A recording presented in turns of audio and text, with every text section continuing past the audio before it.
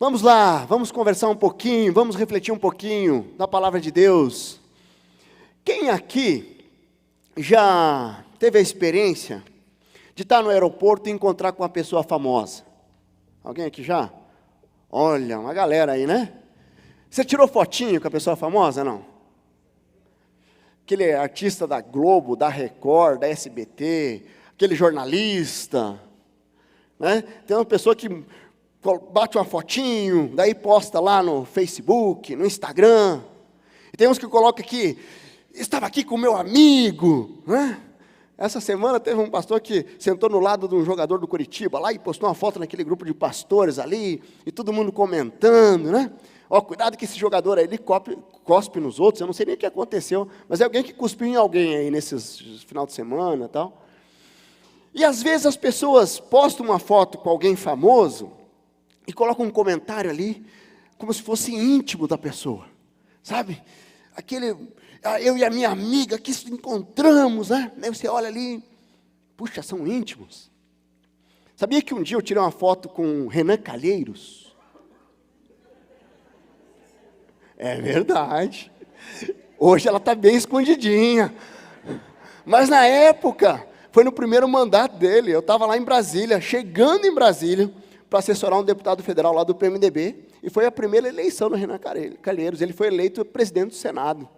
E foi convidado para ir lá na casa dele, lá no Lago Sul, lá em Brasília. E o deputado, vamos junto lá, e toda aquela pompa. E eu cheguei lá e estava me achando, que estava ali, todos aqueles deputados, senadores que só via pela televisão. Aí tiraram uma foto minha com o Renan Calheiros lá. Eu fui lá, mandei imprimir a foto, olha só, estava com o Renan Calheiros. Mal sabia eu, né, que hoje eu tinha que esconder isso. Mas sabe o que acontece? As pessoas que olham aquilo lá, de repente pensam, puxa, você é íntimo do cara. Eu não troquei nem uma palavra com o Renan Calheiros. Estava chegando em Brasília, caindo de paraquedas, tirei uma fotinho com ele. Mas as pessoas olhavam lá, puxa, me achavam importante. Mas aquilo ali era uma máscara. Aquilo ali não, sabe? E hoje nós vamos falar um pouquinho sobre religiosidade, que tem um pouco a ver com isso. Tem algumas pessoas, como essas, que vão lá e tiram uma foto com um ator famoso, né? Ou alguém que vai lá e tira uma foto com um político, que hoje está, né? Agora a foto com o Sérgio Moro deve valer uma fortuna, né? Então, às vezes eu falo que o Sérgio Moro, ele é sócio do mesmo clube que eu sou ali, às vezes eu estou andando lá, ele está lá correndo lá, né? Mas eu nem chego perto, eu não sou íntimo dele, eu não conheço ele. Mal eu cruzei com ele umas 2, 3 vezes lá, porque eu também não sou de correr muito, não. Então, mas tem muitas pessoas que se relacionam com Deus assim, como se Deus fosse uma pessoa famosa, e essa pessoa famosa, eu até pareço que sou amigo dele. Né? Se Jesus estivesse aqui entre nós, durante os 33 anos, eu ia fazer uma selfie com Jesus, e ia falar assim, olha, esse cara é chegadão. Só que, na prática, é tudo fake, como diz a juventude. É tudo superficialidade, religiosidade. Então, existe uma distância muito grande entre uma pessoa que é íntima e alguém que é conhecido. Não é verdade? Por exemplo, muitos dos que estão aqui, nós nos conhecemos aqui. Eu conheci muitas pessoas aqui nesse culto. E tem algumas pessoas que a gente é mais íntimos. E tem outros que a gente conhece, sabe o nome. Tem muitas pessoas que eu já conversei no gabinete pastoral, que a gente já se visitou. E é natural, mas existe uma diferença muito grande. Algumas pessoas, eu lembro que quando eu estava no quartel, então eu era tenente, fui tenente do Exército 5 anos aqui em Curitiba. E todo ano incorporava 120, 130, 140 soldados. Aí tem sargentos, soldados que serviram comigo e que uns até estão aqui pela igreja hoje. E eu lembro que eu era o tenente Vieira, então eu estava lá e dava treinamento e tal. E só que ia um ano, ia o segundo ano, o terceiro ano, e passavam uns 2, 3 anos, aquele soldado serviu aquele ano e saíam do quartel. Aí eles me encontravam 3 anos depois, ô, tenente Vieira! Como é que é o nome? Eu não lembrava. Porque era muita gente. Era 120 por ano, e era muita gente. E eu fazia um esforço, mas tinha uns que durante o tempo que serviram comigo, foram próximos de mim. E que eu nunca mais esqueci. E já passaram 20 anos, eu lembro ainda do Pimentel, eu lembro do Nunes, eu lembro do Rildo, eu lembro de algumas pessoas que serviram e que foram próximas de mim. Relacionamentos diferentes, no mesmo ambiente. Várias pessoas serviram comigo, mas algumas se tornaram próximas e íntimas. Então nós podemos estar aqui como igreja, reunidos, e alguns têm realmente uma intimidade com Deus. Aquela que, sabe, que eu troco confidências com Deus. Mas tem alguns que vivem uma religiosidade, que vivem uma superficialidade. Eu conheço Deus. Puxa, mas quando eu vou lá, toca até um cântico que eu me arrepio. Só que não passa disso. O que Deus espera de nós é um relacionamento íntimo. Deus nos conhece pelo nome. E Ele quer e deseja que nós o conhecemos intimamente. Como está o seu relacionamento com Deus? Quando nós olhamos para uma pessoa, ela pode estar entre nós e falar assim, essa pessoa é de Deus. Mas eu digo assim, será? Porque eu não tenho condições de dizer que é de Deus. Outra pessoa também não tem condições. O que nós vamos perceber é que uma pessoa que é íntima com Deus começa a dar frutos compatíveis com o servo, um verdadeiro discípulo de Jesus. E aqui, graças a Deus, nós temos muitos discípulos de Jesus que têm dado frutos. 9, 13 a 16.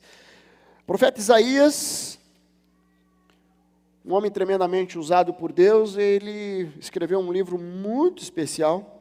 E aqui tem uma palavra do próprio Senhor, que o Senhor escreveu ali para uma cidade, mas que aplica-se diretamente a nós hoje. Todo mundo abriu aí? Se alguém está sem Bíblia, chega no lado da pessoa que está do seu lado. Hoje acabamos com esse problema, é só pegar o celular, que já tem a Bíblia ali, né? Então vamos ler ali.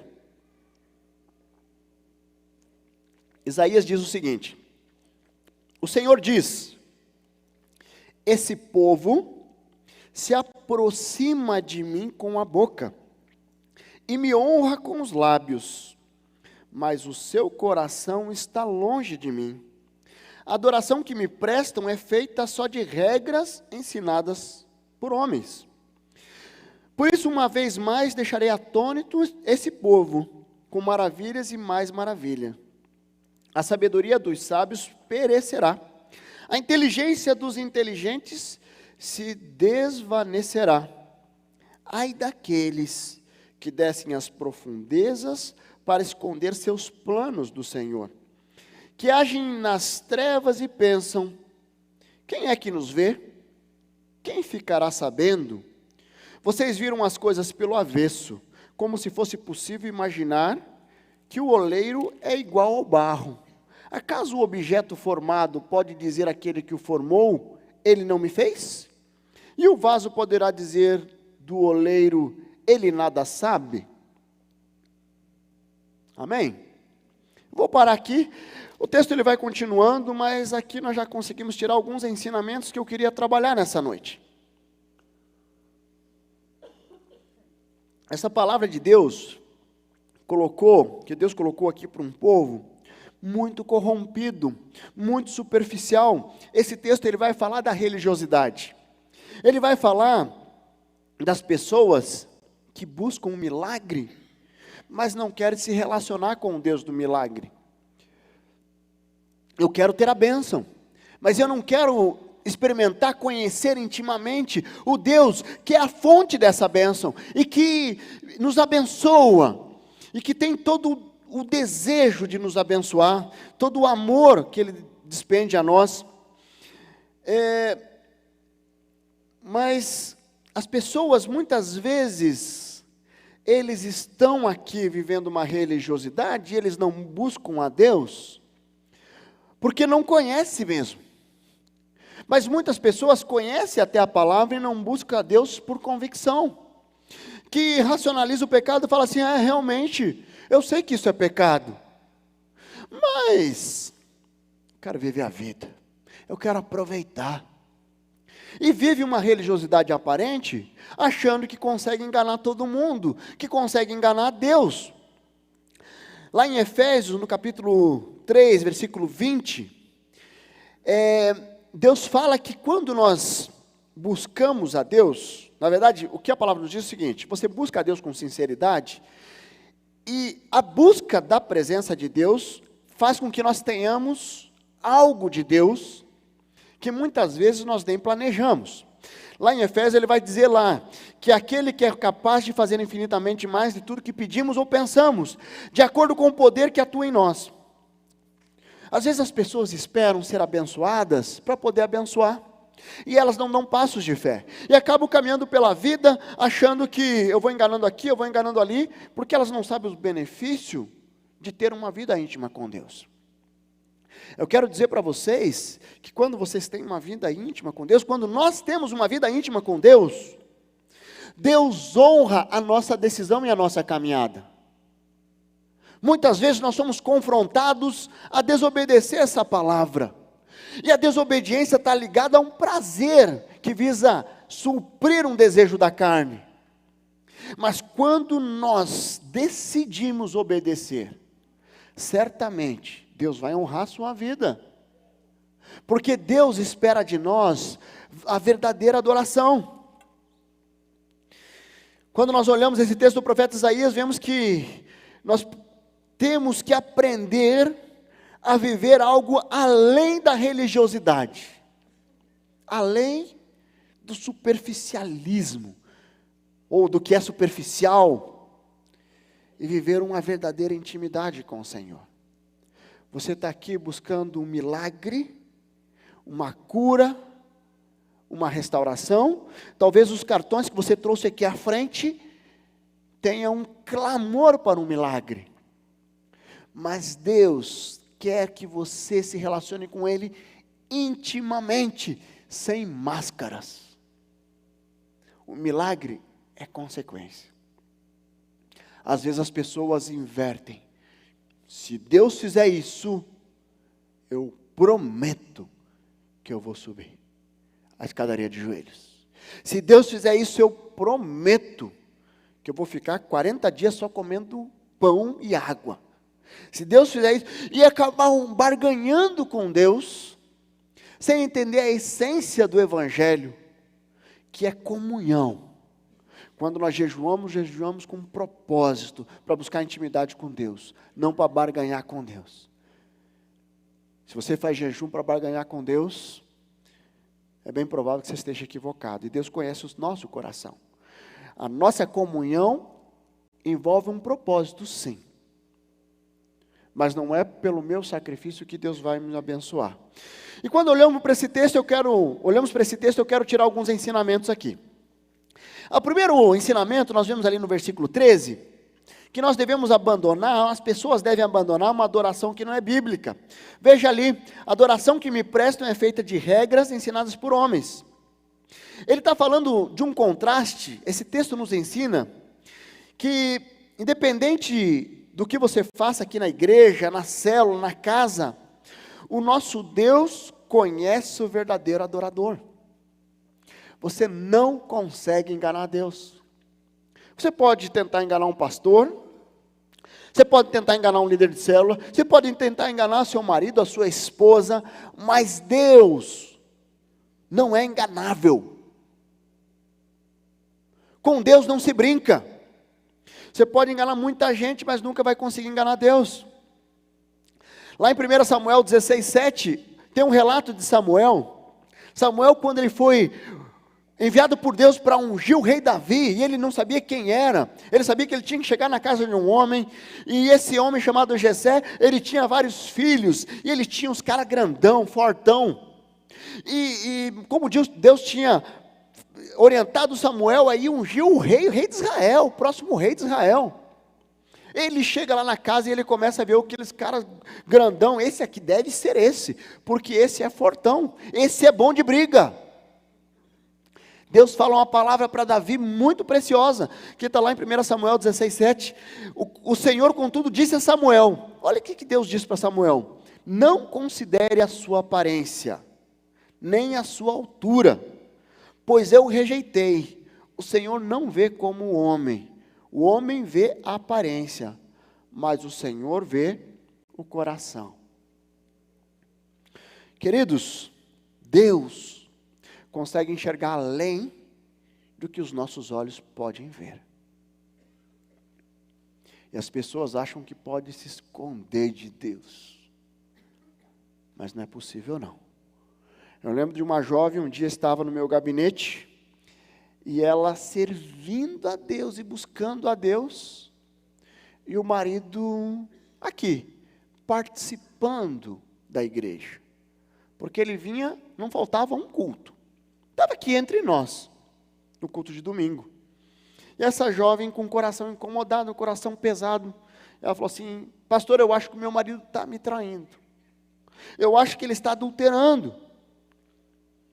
E aí eu ministrei o coração dela, eu falei: você confia no Senhor? Confio. Então tá bom, vamos fazer uma oração simples. Senhor Jesus, se houver algo escondido em relação ao marido dessa jovem, que o Senhor revele, em nome de Jesus. Ela terminou o atendimento, foi para casa. À noite, a filhinha brincando com o celular do pai, ela chegou do lado como quem não quer nada, e de repente começa a pipocar algumas mensagens. Uau! Com coraçãozinho, com beijinho. Deus é tremendo. Queridos, com Deus não se brinca. Tem muitas pessoas que usam Deus como se fosse mais um apêndice de prateleira, que eu vou lá e pego quando eu quero, para que eu quero, depois eu deixo de lado, porque agora não serve mais, agora eu já estou bem, agora eu me garanto. Você tem vivido religiosidade? Esse texto nos traz um alerta de pessoas que estão atoladas no pecado, mas pessoas que não têm um compromisso com Deus, mas que está aqui, fechando os olhos, louvando ao Senhor, mas é uma adoração que Deus não está recebendo intimamente, porque ela vem mascarada, ela vem viciada pelo pecado. Se você está vivendo uma religiosidade, essa noite você vai tomar uma decisão de abandonar, porque Deus espera de nós verdadeiros adoradores. Verdadeiros adoradores. Talvez você está aqui nessa noite e você já está racionalizando para que essa palavra não toque o seu coração. Como uma autodefesa, eu não quero abandonar o meu pecado. Eu quero continuar vivendo de aparência. Você está completamente equivocado. Veja ali na parte final do versículo 13, a palavra de Deus diz: a adoração que me prestam é feita só de regras ensinadas por homens.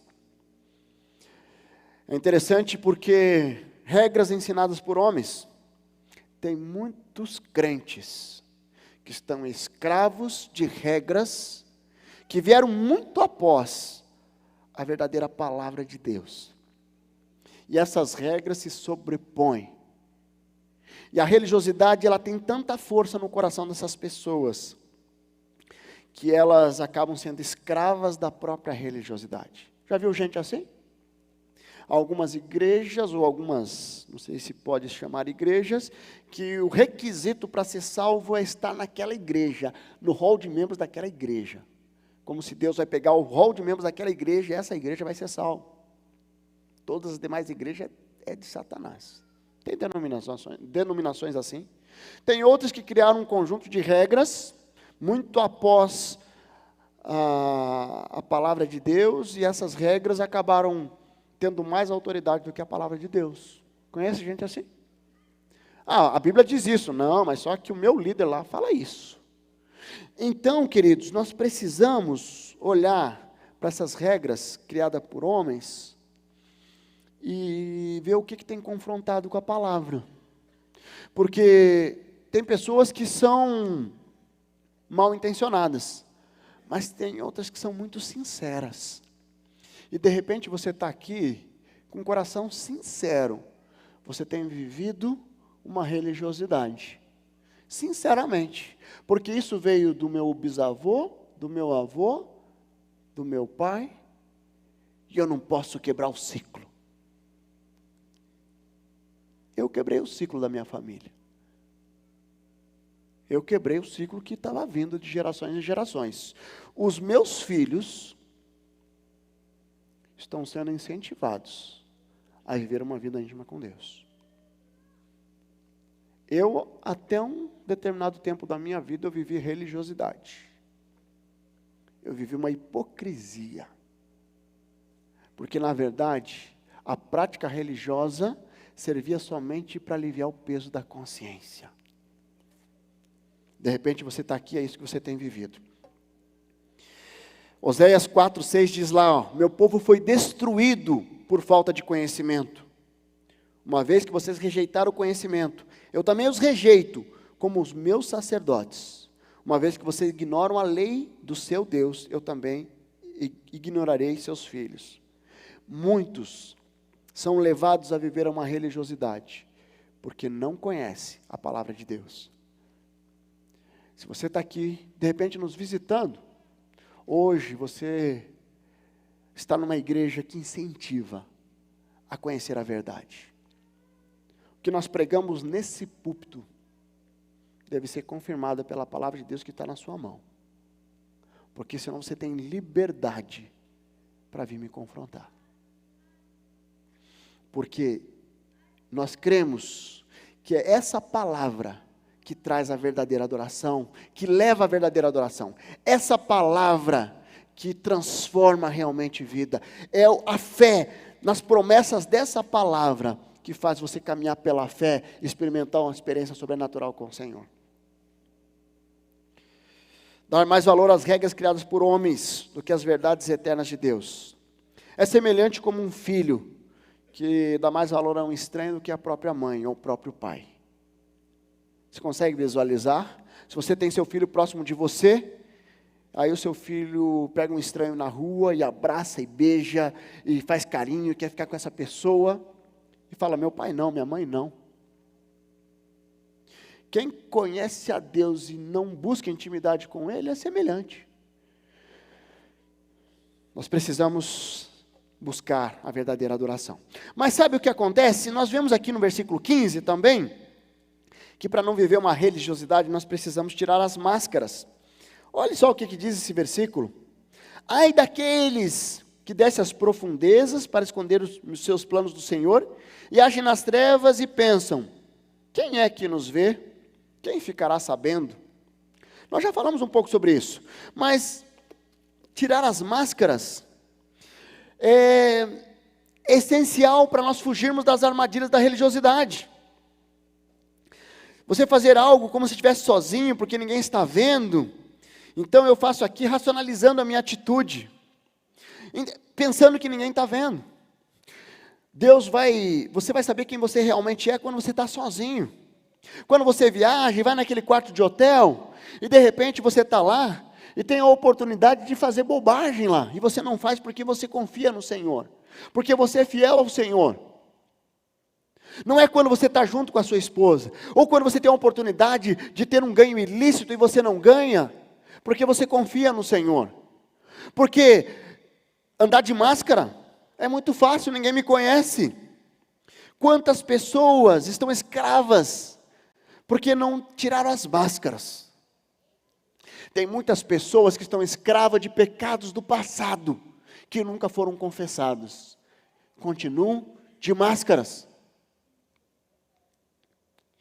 Certamente, se você tem guardado um segredo do seu passado, de repente você abusou de uma criança, você abusou de alguém, de repente você fez um aborto, não sei o que você fez um adultério, e o teu cônjuge não sabe, E você tem carregado isso por anos. Você está andando de máscaras. E talvez esse segredo tenha escravizado o teu coração, tem travado a sua vida.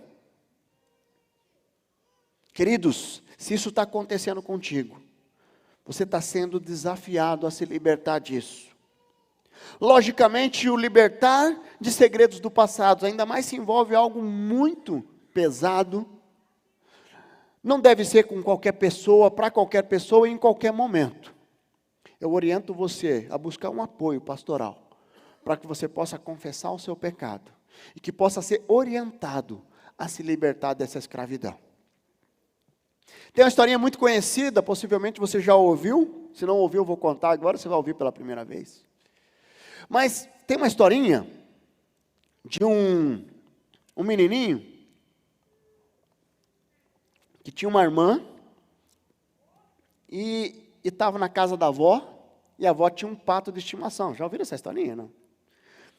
E esse menininho lá com a cetra, lá em Cascavel era cetra, lá no, sei lá, no Rio deve ser estilingue, ou atiradeira, seja lá o que for.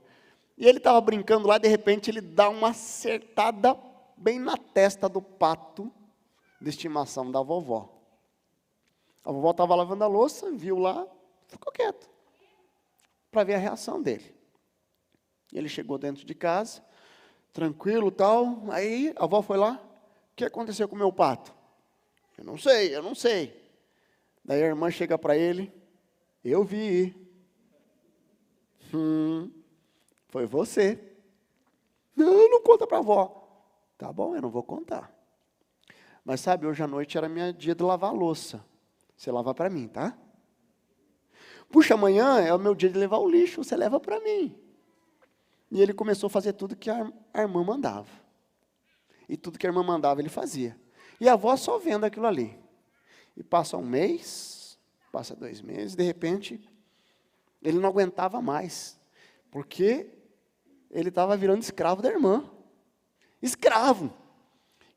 Hoje eu vou contar para a avó. Daí ele chegou lá para contar para a avó. Ele chega lá, avó, eu quero falar para a senhora que fui eu que matei o pato. A avó, eu sabia. A senhora sabia? Eu sabia, meu neto. Por que você não veio contar antes para mim? Antes para mim, não tem problema não. Ele ficou todo esse tempo escravo da irmã,